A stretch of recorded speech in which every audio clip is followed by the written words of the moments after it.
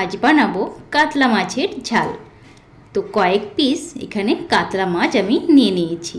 তারপরে ধুয়ে পরিষ্কার করে রেডি করে একদম নুন হলুদ দুটো পিঠেই উল্টে পাল্টে বেশ ভালো করে কিন্তু মাখিয়ে নেব। আর এদিকে কড়াইতে সর্ষের তেল দিয়ে তেলটা গরম হলে একে একে মাছগুলো কিন্তু দিয়ে বেশ ভালো করে কড়া করে উল্টে পাল্টে দুটো পিঠে কিন্তু সুন্দর করে ভেজে নেব। ভাজা হয়ে গেলে তারপর এক এক করে মাছগুলো আমি তুলে নেব। মাছগুলো তুলে নিয়ে ওই তেলের উপরেই গোটা জিরে ফোড়ন দিয়ে দেব আর আলুগুলোকে ভেজে নেব।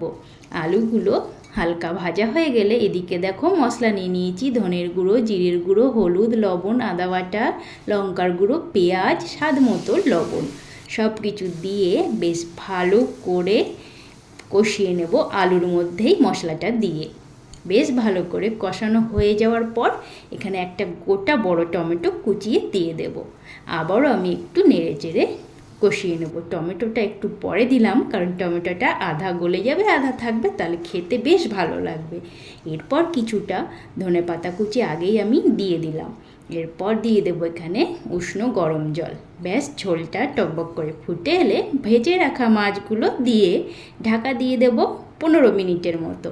ব্যাস 15 মিনিট পর ঢাকাটা তুলে নিয়ে একটু নেড়ে চেড়ে আবারও একটু ফুটিয়ে নিয়ে এখানে নামানোর আগে আমি দিয়ে দেব আবারও কিছুটা ধনেপাতা কুচি। এতে স্বাদটা আরও ভালো হবে। ব্যাস একদম রেডি কাতলা মাছের ঝাল। নামিয়ে নিয়ে গরম গরম ভাতে খেলে দারুণ লাগে খেতে।